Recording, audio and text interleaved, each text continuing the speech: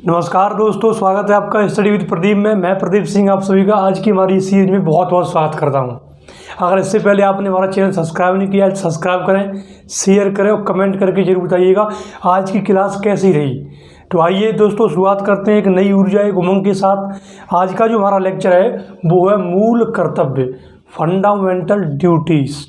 इससे पहले वाले लेक्चर में हमने आपको बताया था नीति निर्देशक तत्व, और नीति निर्देशक तत्व से रिलेटेड हमने 2 लेक्चर रिकॉर्ड किए थे और आपको एकदम व्यवहारिक लेवल पर जो है समझाने का प्रयास किया था कि नीति निर्देशक तत्व आखिर क्या होते हैं, उनकी क्या विशेषताएं होती हैं और जो है उनका संवैधानिक प्रावधान क्या है। ठीक है ना। तो आज हम देखेंगे फंडामेंटल ड्यूटीज़। फंडामेंटल ड्यूटीज़ जो है एग्ज़ाम पॉइंट ऑफ व्यू से बहुत महत्वपूर्ण होता है। कोई भी एग्ज़ाम हो, आपका सिविल सर्विस हो या आपका जो है स्टेट सिविल सर्विस हो या आपका कोई एसएससी लेवल का कोई एग्ज़ाम हो, सब में जो है फंडामेंटल ड्यूटीज़ से प्रश्न बनते ही बनते हैं। ठीक है ना।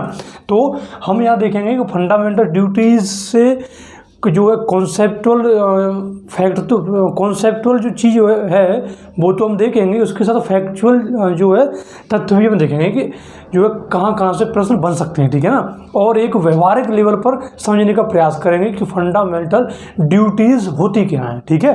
तो आइए देखो, मूल कर्तव्य, जैसा कि शब्द में दिख रहा है कर्तव्य, कर्तव्य जैसे कि ड्यूटीज़, मेरा कर्तव्य, हमारी ड्यूटीज़, परिवार की ड्यूटीज़, कहते नहीं, जैसे आपका क्या कर्तव्य है भाई, आपका हमारे प्रति क्या कर्तव्य है।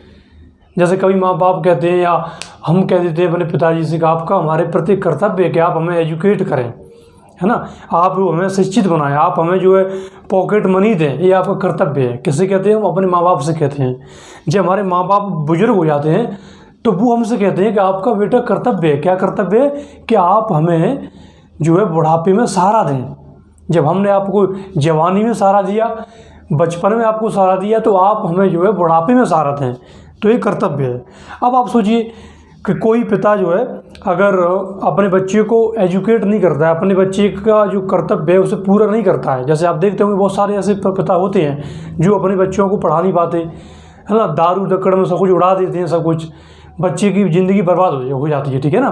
तो उन्होंने अपने कर्तव्य जो है सही ढंग से नहीं निभाया, तो क्या उन पर कोई प्रेशर होता है?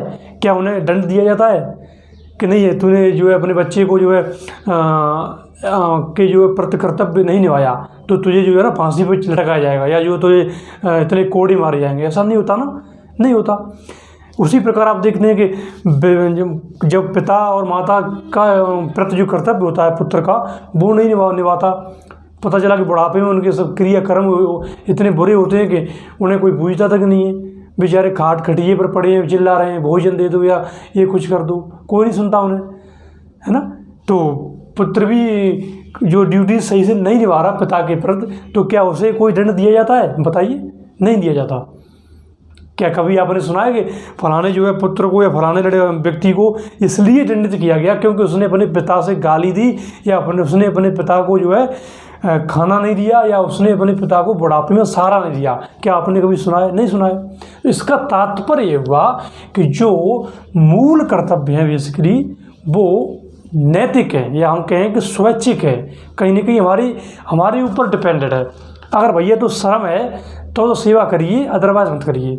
अगर तो आँखें में नेगू पानी हुए तो अपने माँ बाप पे सहारा दिए, अदरवाइज मत दिए। यही कहते हैं ना, मतलब कोई बाध्यकारी नहीं है कि आपको करना ही करना है ना।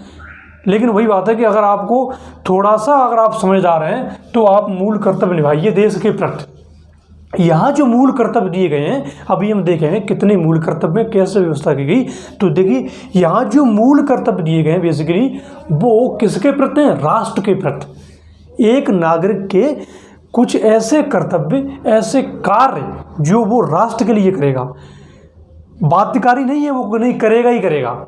लेकिन वही बात है कि आप जिस देश में रह रहे हैं, जिस देश की मिट्टी में आप पले हैं, बड़े हैं, और जिस देश का अन्न खा रहे हैं, पानी खा रहे हैं, जल खा रहे हैं, वायु खा रहे हैं, तो उस देश के प्रति आपका कुछ कर्तव्य बनते हैं।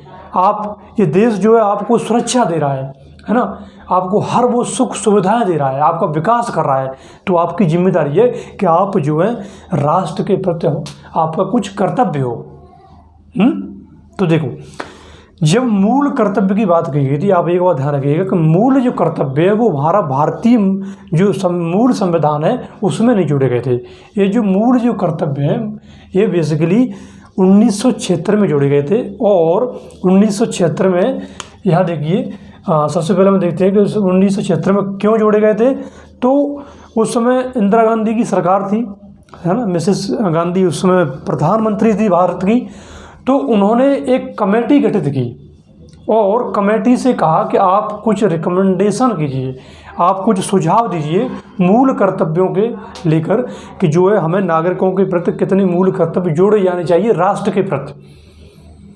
इमरजेंसी में कुछ ऐसी घटनाएं घटित हुई थी कि कहीं ना कहीं सरकार को ये लगा कि नहीं, लोगों के कुछ कर्तव्य होने चाहिए।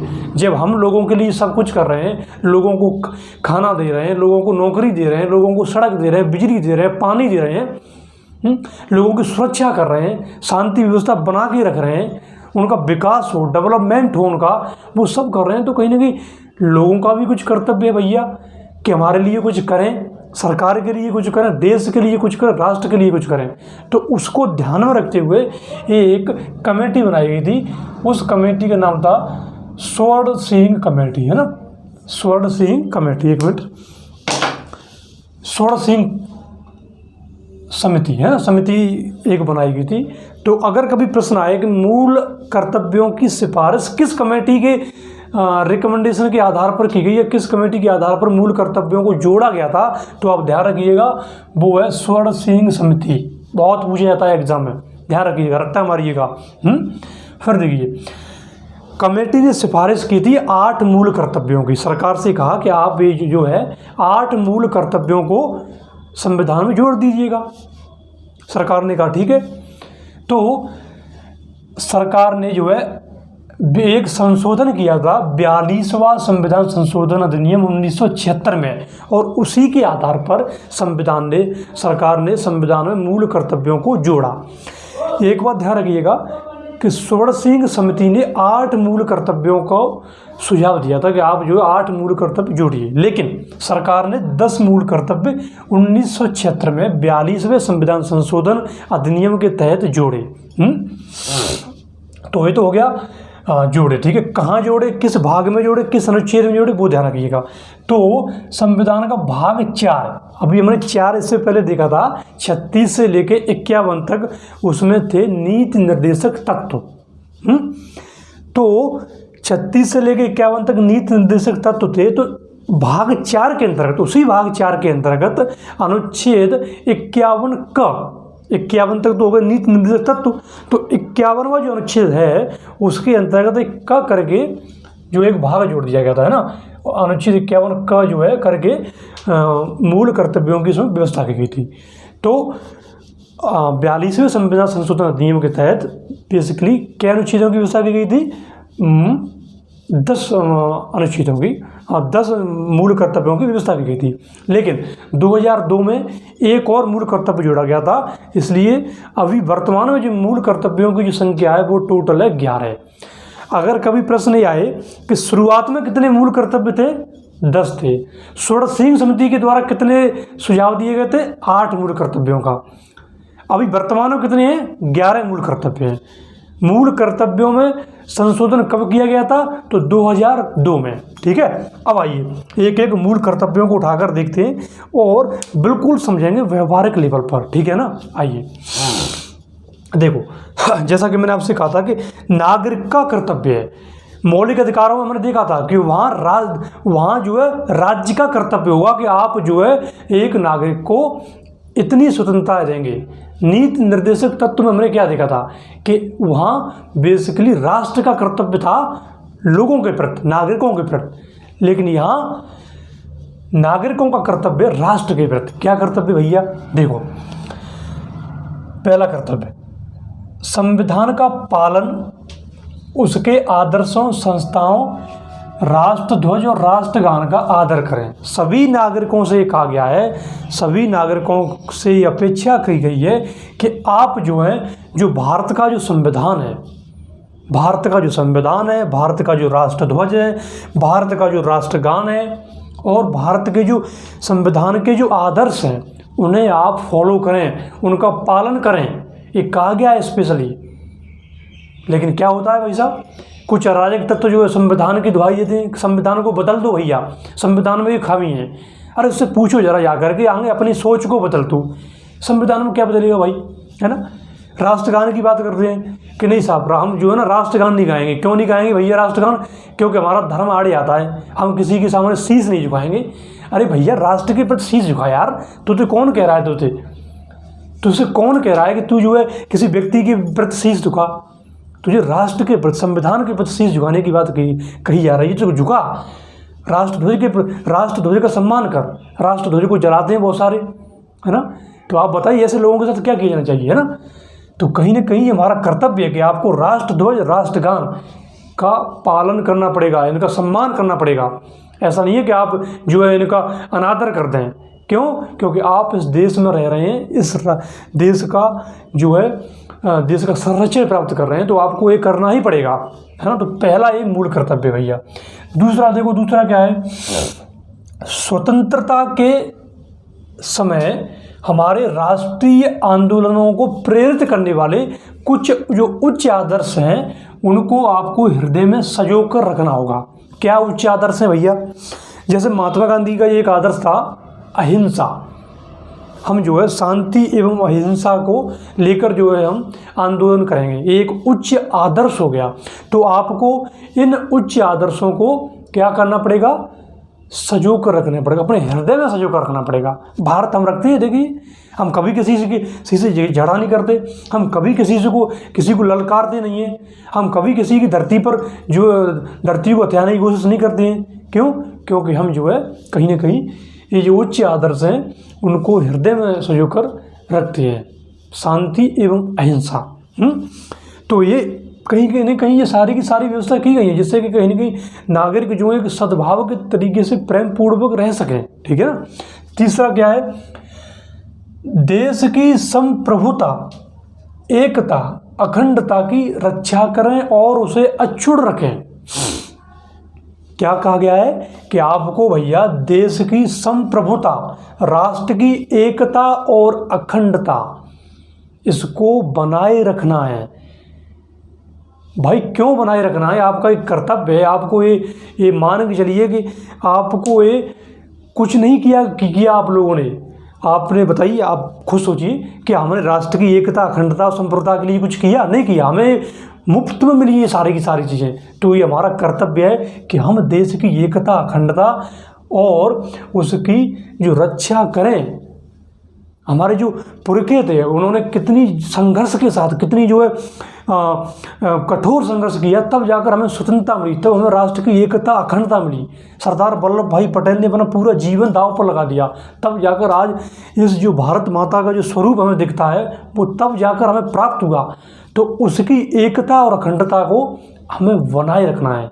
ये जो है तीसरा मौलिक कर्तव्य में जो है कहीं ना कहीं आदेश देता है, या हम कहें कि निर्देश देता है कि आपका ये कर्तव्य राष्ट्र के प्रति। लेकिन फिर आप देखिए कुछ अराजक तत्व होते हैं, टुकड़े टुकड़े होंगे भारत तेरे। क्यों भैया होंगे टुकड़े टुकड़े? थोड़ा सा यार सही देख ले यार, जब देश तुझे इतनी सारी चीज़ें दे रहा है फिर भी देश के टुकड़े कर रहे हैं यार, क्यों कर रहा है तू? ऐसी घटनाएं आप देखते होंगे ना, अक्सर कुछ अराजक तत्व होते हैं जो पॉपुलैरिटी प्राप्त करने के लिए ऐसे नारे लगाते हैं साहब, एकता अखंडता को बनाए रखें आप। हमारा कर्तव्य भैया, हम गर्व से कहते हैं कि हम जो है भारत के नागरिक हैं। हमारा भारत जो देश है वो इतना बड़ा है, इतना उसका क्षेत्रफल है। तो हम कैसे कह सकते हैं भौगोलिक विविधता है, इसलिए कह सकते हैं क्योंकि हम एक है, हमें लगता है कि हमारा ये देश एक है।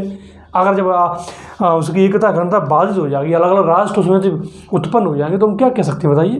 तो एक कहीं ना कहीं बात कही गई है ना। चौथा क्या कहता है? देश की रक्षा करें भाई, आह्वान किए जाने पर देश की सेवा करें। सिंपल सी बात है। जब देश आपकी रक्षा कर रहा है, आपको जो है हर तरह का प्रोटेक्शन दे रहा है, आपको कोई आपदा आ जाए तब कहीं ना कहीं सरकार आपके साथ खड़ी है, आपके साथ कोई दुर्घटना घटित हो जाए तब सरकार आपके साथ खड़ी है, तब देश आपके साथ खड़ा है, आपको शिक्षा दे रहा है, आपको सड़कें दे रहा है, आपको वो हर भौतिक सुख सुविधाएँ दे रहा है, तो जो देश पर संकट आ जाए तो हम कहाँ जाएंगे बताइए। देश पर संकट आएगा जी जान लगा देंगे ना, लेकिन भारत तेरे जो है ना शीश झुकना नहीं देंगे। ये हमारा कहीं ना कहीं भारत माँ का जो शीश है उसे हम झुकने नहीं देंगे। ये हमारा कहीं ना कहीं संकल्प होना चाहिए। हम देश की रक्षा करेंगे, सेवा करेंगे। अगर कभी ऐसा संकट आता है तो हम खुल करके बिना किसी लालच के, बिना किसी स्वार्थ के अपने देश सेवा करेंगे, रक्षा करेंगे। ये हमारा कर्तव्य है। कहीं ना कहीं ये हमसे अपेक्षा की गई है कि आपको ऐसा करना चाहिए। ठीक है। सभी लोगों में समरसता और सम्मान, भ्रातृत्व की भावना का निर्माण करें और उसी के साथ जो है आप स्त्रियों के सम्मान की रक्षा करें। अब देखो यहाँ क्या कहा गया, बहुत कितना खूबसूरत बात जोड़ी गई है कि आपको जो है ना लड़ना नहीं है, आपको प्रेम पूर्वक रहना है। काहे लड़ते हो यार आप, हैं? तू नीचे मैं उच्च हूँ, तू फलाने धर्म का है, तू फलानी जाति का है, तू फलाने समुदाय का, तू फलाने वर्ग का है। यार ये चींची मैचे यार नहीं लड़ रहे हैं, क्यों लड़ रहे हैं यार? यार हम एक देश के नागरिक हैं, हमारा एक संविधान है, एक देश की हम नागरिकता है, एक भारत माँ के हम पुत्र हैं, तो क्यों लड़ रहे हैं? तो यहाँ कहीं ना कहीं वो कह रहे हैं कि भाई आपको समरसता और कहीं ना कहीं भ्रातृत्व की भावना विकसित करनी पड़ेगी, बनाए रखनी पड़ेगी। आपको ये समझना पड़ेगा कि जो पश्चिम का जो व्यक्ति है, पूर्व का व्यक्ति है, उत्तर का व्यक्ति है, दक्षिण का व्यक्ति है, ये सभी हमारे भाई हैं। क्यों? क्योंकि हम एक राष्ट्र के नागरिक हैं। कहीं ना कहीं हम जो है एक भारत माँ की संतान है। तो ये देखो यहाँ ये कहीं ना कहीं कहा गया छठा, और कहा गया कि स्त्रियों के सम्मान की रक्षा करें, स्त्रियों के सम्मान की रक्षा करें। क्या बात कही गई यार, ये मूल कर्तव्य हमारा कि हम जो स्त्रियों के सम्मान की रक्षा करें। क्यों ना करें यार? हमारे प्राचीन संस्कृति में स्त्रियों के सम्मान की रक्षा करने की बात कही गई है। देवियों के समान हमने पूजा है स्त्रियों को, लेकिन वही बात है ना कि हमने जो है स्त्रियों को धन दौलत और कहीं ना कहीं शिक्षा के देवियों के रूप में पूजा है। लेकिन आज क्या दे रहे हैं स्त्रियों को बताइए हम? एजुकेशन में उनका परसेंटेज तो खराब है। अगर हम संपत्ति के मैटर में देखें उनका परसेंटेज तो खराब है। हम कहाँ एक और लक्ष्मी की पूजा करते हैं, कहते हैं लक्ष्मी माँ, लेकिन अगर संपत्ति के रूप में देखें तो बिल्कुल उनका परसेंटेज खराब है। और कुछ ऐसे जो है ये मूल कर्तव्य कहता है कि ऐसी कुछ परंपराएं जो स्त्रियों के सम्मान को ठेस पहुँचाएं उसे हमें ख़त्म करना पड़ेगा, बिल्कुल करना पड़ेगा यार। तो ये कहीं ना कहीं हमसे कह रहा है। छठा देखिए, हमारी सामाजिक संस्कृति की गौरवशाली परंपरा का महत्व समझें और उसका परिरक्षण करें। भैया हमारी प्राचीन धरोहर है संस्कृति हमारी, जिसके वजह से हम जाने जाते हैं। आप देखिए वेद पुराण हो गए हमारी, ये हमारी सब संस्कृति है। हमारा जो है कुछ स्थापत्य कलाएं हो गई, कुछ मंदिर हो गए, कुछ मस्जिद हो गई, कुछ जो है भवन निर्माण, ये सारी की सारी हमारी संस्कृति है। हमारा खान पान हो गया, बोली भाषा हो गई, कितनी सारी बोलियां हैं, कितने सारे धर्म है हमारे यहाँ। तो इन सब का कहीं ना कहीं भैया ये कह रहे हैं कि जो है हमारी जो गौरवशाली परंपरा है उसके महत्व को समझें और उसको परिरक्षण करें, उनकी रक्षा करें, उन्हें बढ़ावा दें। आइए सातवां क्या कहता है, प्राकृतिक पर्यावरण की रक्षा करें तथा संवर्धन और प्राणी मात्र के प्रति दया भाव रखें। क्या बात कही गई है, भारत के लोग ही कह सकते हैं, भारतीय संविधान ही कह सकता है। हमारे लोगों से अपेक्षा कर रहा है वो करो, और हमें शर्म आनी चाहिए यार कि हम तो हमेशा से जो है ना, हमारा तो जो है हमारी संस्कृति होगी, हमारी जो चेतना होगी वो हमेशा पर्यावरण के प्रति हमें रक्षा करने की बात कहती है। लेकिन आज क्या हो रहा है, पूरा पर्यावरण खा गए यार हम लोग, पेड़ पौधे खा गए, जल खा गए, वायु खा गए।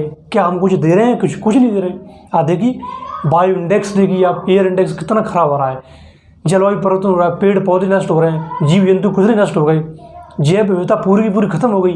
तो हमसे कह रहा है कि भैया जो आपकी प्राचीन संस्कृति रही है मत भूलो यार, कुछ काम करो यार। और क्या करो कि आप जो है पर्यावरण की रक्षा करो, कुछ पेड़ पौधा लगाओ, पेड़ पौधा लगाओ कुछ, और प्राणी मात्र के प्रति दया भाव रखें भाई साहब। प्राणी मात्र छोटे छोटे जीव हो गए, चींटी हो गई, आपके जो है और जो पशु पक्षी हो गए, इनके प्रति प्राणी मात्र के प्रति दया भाव रखें। हमने तो कहा है भाई साहब, है ना, गीता में श्री कृष्ण ने कहा है कि जो है हर कण कण में मैं हूँ। तो हमने तो हर कण कण में ईश्वर देखा है, तो फिर अब कहाँ चले गए यार। हमें इनके प्रति प्राणी मात्र के प्रति अच्छा भाव रखना पड़ेगा, है ना, तभी तो हम कह पाएंगे कण कण में ईश्वर है।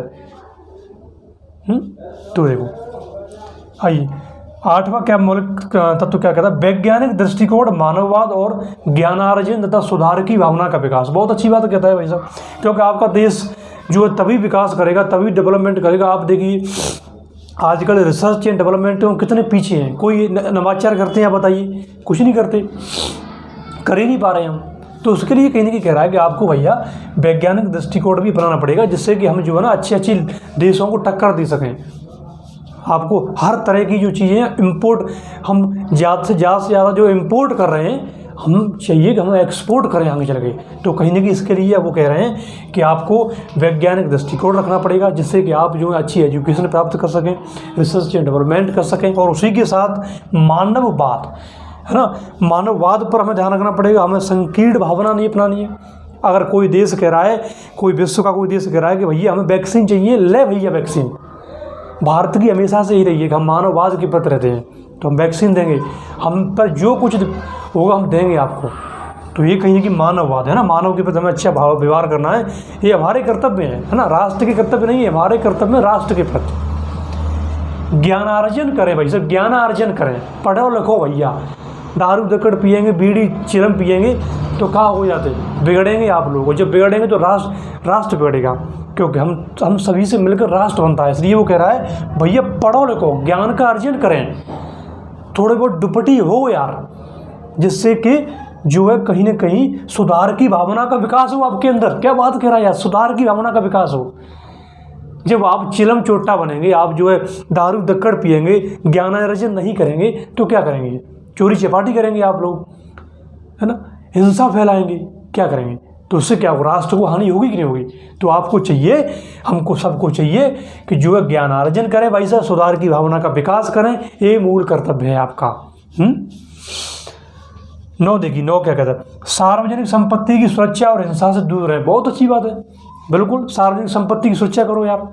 परिवहन आपका बसें जला देते साले, बसों में आग लगा देते हैं, बस वो ये समझते हैं कि एक हमारी बाप की है, जला देते। लेकिन उन्हें सोचना चाहिए यार कि ये जो बसेस हैं, टैक्सी हो गई, हॉस्पिटल हो गए, कोई बिल्डिंग हो गई सरकार की, ये सब हमारे पैसों से ही तो बनी है।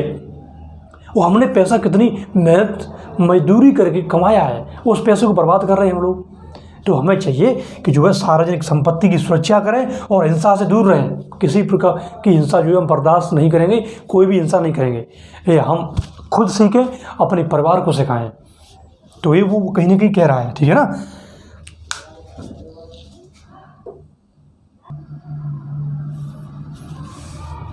दसवां कौन सा भाई साहब, 10वां है व्यक्तिगत और सामूहिक गतिविधियों के सभी क्षेत्रों में उत्कर्ष की ओर बढ़ने का सतत प्रयास करें, जिससे भैया राष्ट्र जो है निरंतर बढ़ते हुए प्रयत्न और उपलब्धियों की नई ऊंचाइयों को छू ले। कहा गया है कि आपको व्यक्तिगत और सामूहिक रूप से, है ना, गतिविधियों के सभी जो क्षेत्र होते हैं, चाहे शिक्षा का क्षेत्र हो, चाहे विज्ञान का क्षेत्र हो, चाहे जो औद्योगिक क्षेत्र हो, चाहे जो है आपका कृषि क्षेत्र हो, आपको सभी क्षेत्रों में उन्नति प्राप्त करनी है। आपको सभी जो क्षेत्रों की जो गतिविधियां हैं, उन सभी क्षेत्रों में आपको उत्कर्ष की ओर पहुंचना है, जिससे राष्ट्र जो है एक नई ऊंचाइयों तक पहुंच सके। आज देखिए हम जो है किस प्रकार से जो है बहुत सारी चीज़ें, हथियारों का आयात कर रहे हैं, है ना, छोटी छोटी चीज़ें, खिलौने, चाइना से देखो खिलौने आयात करना पड़ा, 80% खिलौने आयात करते हैं हम। बहुत सारी ऐसी चीज़ें हैं, बहुत सारे इलेक्ट्रॉनिक उपकरण हो गए, बहुत सारी वैज्ञानिक जो चीज़ें हो गई, जिनका हम आयात करना पड़ता है हमें, है। तो हमें कहीं ना कहीं ऐसे क्षेत्रों की ओर उत्कर्ष करना पड़ेगा, हमें एक ऐसी उन्नति प्राप्त करनी पड़ेगी, हमें रिसर्च एंड डेवलपमेंट करना पड़ेगा, हमें इनोवेशन करना पड़ेगा, हमें जो है औद्योगिक रूप से उन्नति करनी पड़ेगी, हमें जो है कहीं ना कहीं शिक्षा के क्षेत्र में विकास करना पड़ेगा, जिससे कि हम जो है अपने राष्ट्र का नाम ऊंचा करें, अपने देश का नाम ऊंचा करें। हर कोई कहे कि वो फलाना व्यक्ति भारतीय है। अब देख लीजिए ऐसा वो नोबेल पुरस्कार का जो है घोषणा होती है, लेकिन कभी कभार भारतीयों का नाम आपने देखा, कभी नहीं देखा होगा, एक आध कोई आ जाए नहीं आए। तो क्या है यार, कहीं ना कहीं हमारा सिर जो है नीचे को झुकता है इन सारी चीज़ों को देखकर। और कहाँ एक और हम कहते हैं कि हमारी भारतीय संस्कृति जो है कितनी प्राचीन है, कितनी महान है। महानता का गुणगान छोड़िए यारो, कुछ करने का समय है। तो यहाँ जो 10वां जो कह रहा है, 10वां मूल कर्तव्य, कि आपको जो है ऐसे क्षेत्रों की ओर आपको बढ़ना पड़ेगा, राष्ट्र को एक नई ऊंचाइयों तक पहुंचाना पड़ेगा, है ना, आपको उन्नति करनी पड़ेगी। तो वो कहीं ना कहीं ये जो 10वां मूल कर्तव्य है वो इसकी कहीं ना कहीं व्यवस्था करता है, कहता है हमसे। ठीक है। 11वां अंतिम जो है वो है कि 6 से 14 वर्ष के सभी बच्चों को शिक्षा के अवसर उपलब्ध कराना। ये माता पिता के लिए है, माँ बाप के लिए है। क्या उनका एक कर्तव्य है, किनका, माँ बाप का एक कर्तव्य है कि आप अपने जो बच्चे हैं जो आपने पैदा किए हैं, 6 से 14 वर्ष के जो आपके बच्चे हैं, उन्हें समान रूप से जो है शिक्षा का अवसर उपलब्ध कराना, ये आपकी ड्यूटीज़ है। क्योंकि हम जानते हैं कि बच्चे ही भविष्य होते हैं, बच्चे ही जो है आने वाला फ्यूचर होता है किसी भी देश का, किसी भी राष्ट्र का, किसी भी परिवार का, किसी भी समाज का, किसी भी गांव का, किसी भी क्षेत्र का। तो आपको चाहिए कि आप जो है अपने बच्चों के भविष्य के लिए और फिर उसके बाद ओवरऑल पूरे राष्ट्र के भविष्य के लिए अपने बच्चों को 6 से 14 वर्ष के जो आपके बच्चे हैं उनको आप शिक्षा के अवसर उपलब्ध कराएं। क्यों? क्योंकि आपको पता है कि जो 6 से 14 वर्ष के जो बच्चे हैं बेसिकली वो एक तरीके से फाउंडेशन, उनकी जो आधारशिला होती है किसी भी व्यक्ति की। तो आप अगर उस समय बच्चों को पढ़ा लिखा लेंगे तो आगे वो पढ़ जाएंगे, अदरवाइज डोलेंगे ऐसे ही, है ना, कहीं इधर घूमेंगे, कहीं उधर घूमेंगे, बेगड़ैल हो जाएंगे, है ना, चोर चक्का हो जाएंगे। तो क्या होगा इससे कहीं ना कहीं राष्ट्र का हानि होगी। तो ये जो मूल कर्तव्य था, 11 मूल कर्तव्य, 86वें संविधान संशोधन अधिनियम 2002 के द्वारा जोड़ा गया। इस समय हमारे अटल बिहारी वाजपेयी थे और उन्होंने इसे जो है 86वां संविधान संशोधन किया था 2002 में, और जो है 11वां मूल कर्तव्य जोड़ा गया था। तो कभी एग्जाम में आए कि 11वां मूल कर्तव्य जो है कब जोड़ा गया था, तो वो जोड़ा गया था 2002 में और 86वां संविधान संशोधन अधिनियम के तहत। अगर ये कभी प्रश्न आए कि जो है मूल कर्तव्यों में से कौन सा मूल कर्तव्य जो है वो बाद में सम्मिलित किया गया, तो आप ध्यान रखिएगा 6 से 14 वर्ष के सभी बच्चों को शिक्षा के अवसर उपलब्ध कराना माँ बाप की दायित्व होगा, जिम्मेदारी होगी। अच्छा, यहाँ एक चीज़ ध्यान रखिएगा, यहाँ देखो, यहाँ राज्य ने जो है कहीं ना कहीं माँ बाप पर, जो माता पिता हैं उनको जिम्मेदारी दी है कि आप जो है अपने बच्चों को भाई साहब स्कूल भेजें, शिक्षा दें। और कहीं ना कहीं राज्य ने भी जिम्मेदारी ली है। अनुच्छेद 21 मैंने आपको पढ़ाया था, तो उसमें बाकायदा शिक्षा का अधिकार शामिल है। और देख लीजिए किस सर्व शिक्षा जो अभियान चलाया गया था वो इसी समय चलाया गया था। और ये जो शिक्षा का अधिकार है ये मौलिक कर्तव्य भी है और मौलिक अधिकार भी है। तो अब आप समझ सकते हैं कि कितना जोर दे रही है सरकार इन सारी चीज़ों पे। ओवरऑल हमारा जो आज का लेक्चर था मूल कर्तव्यों पर यही समाप्त होता है। और बेसिकली ये जो मूल कर्तव्य हैं ये कहीं ना कहीं नागरिकों को फॉलो करने पड़ते हैं, फॉलो करने ही चाहिए। आपको पता होगा कि कभी भी कोई उपद्रवी जो है कभी ऐसे हरकतें करता है जिससे कि राष्ट्र की एकता अखंडता कभी बाधित हो, या हमारा संविधान जो है या हमारा जो राष्ट्रीय ध्वज है, राष्ट्रीय गान है, उसका कभी अपमान होता है, तो आपने देखा होगा FIR जो है उनके नाम दर्ज होती है ना। तो कहीं ना कहीं हमारा मौलिक कर्तव्य जो है हमें मानने ही पड़ेंगे और मानने भी चाहिए, ये हमारा राष्ट्र का कर्तव्य है ना। आप देख लीजिए जापान की हम बात करते हैं ना, इसराइल की बात करते हैं। इसराइल देश तो वहाँ तो रेगिस्तान था, लेकिन उन लोगों ने अपने जो है कहीं ना कहीं अपनी मेहनत के बलबूते पर आज इसराइल को कहाँ तक पहुँचा दिया है, कितनी ऊंचाइयों पर पहुँचा दिया है। इसराइल का उत्पादन देखिए, वहाँ का जो है टेक्नोलॉजी देखिए, कितने आगे हैं वो लोग। जापान देखिए, हम लोग तो यार इतने बेशर्म हो गए यार, बेशर्म शब्द तो कहना पड़ेगा मुझे, इतने बेशर्म हो गए, इतने मतलब लापरवाह हो जाते हैं हम लोग कि सड़कों पर कुछ खाते पीते हैं तो भी ना सड़कों को गंदी कर देते हैं। यार ये हमारा राष्ट्र है, हमारा घर है, हम अपने घर को क्यों गंदा कर रहे हैं? कूड़ेदान है वहाँ फेंकिए यार। कुछ खा पी रहे हैं आप, है ना, पेट भरा है आपने यार, तो आप उसे वहाँ रखा है, बंदा दूसरा रखे हुए तो आप वही फेंक दीजिए। कुछ नाश्ता वास्ता करा, समोसा वमोसा खाए, कुछ चाट भले खाए, और जो उसका जो कवर होता है उसमें वैसे ही फेंक देते यार, नालियों में फेंक दे। नाली सब नाली जो है बिल्कुल लॉक हो गई, एकदम ब्लॉक हो रही हैं नालियाँ, पानी सड़कों पर बह रहा है, समर चला रहे हैं, लगा धका पानी का बर्बाद कर रहे हैं, वेस्ट ऑफ वाटर कर रहे हैं हम, पेड़ काट रहे हैं, जानबूझकर कर रहे हैं यार। क्यों कर रहे हैं यार? इसलिए इन सारी चीज़ों को ध्यान रखें। हमें कहीं हमारी एक जिम्मेदारी है। आप देखिए मास्क सरकार कह रही है बारह मास्क लगाइए, मास्क नहीं लगाते यार। कुछ तो ये कहते हैं कि कुछ नहीं होने वाला मास्क लगाने से, है ना। कुछ जो है कि मास्क से ढोंग है, सरकार का ढोंग है, हम ना लगा रहे मास्क, रोक लो। क्या यार, आपकी जिम्मेदारी है, आपकी स्वास्थ्य है, आपका सही होगा। कोरोना से आप बचेंगे, है ना, मरने से आप बचेंगे, फिर भी नहीं लगा रहे। लगाना चाहिए, बताइए तो लगाओ यार, क्यों नहीं लगा रहे हो? सरकार के जो गाइडलाइंस है उन्हें फॉलो करो ना, क्यों नहीं कर रहे हैं? तो ये कुछ जिम्मेदारी होती है हमारी। हम दुहाई देते हैं सरकार ने जी कर दिया, सरकार जो है हमारे लिए ये नहीं कर रही है, सरकार हमारे लिए वो नहीं कर रही है। यार हम क्या करते हैं, सोचो जरा, कुछ करते हैं सरकार के लिए? आलोचना ही आलोचना कर रहे हैं, सिर्फ आलोचना। कुछ होने वाला नहीं है, बिल्कुल कुछ होने वाला नहीं है। हमारे कुछ कर्तव्य हैं, उन कर्तव्यों को हमें निभाना पड़ेगा, ठीक है। तो आई होप आपको ये लेक्चर पसंद आया होगा। अगर पसंद आया हो तो कमेंट करें, लाइक करें, शेयर करें और सब्सक्राइब करें। इसी के साथ आपका बहुत बहुत धन्यवाद। Thank you very much.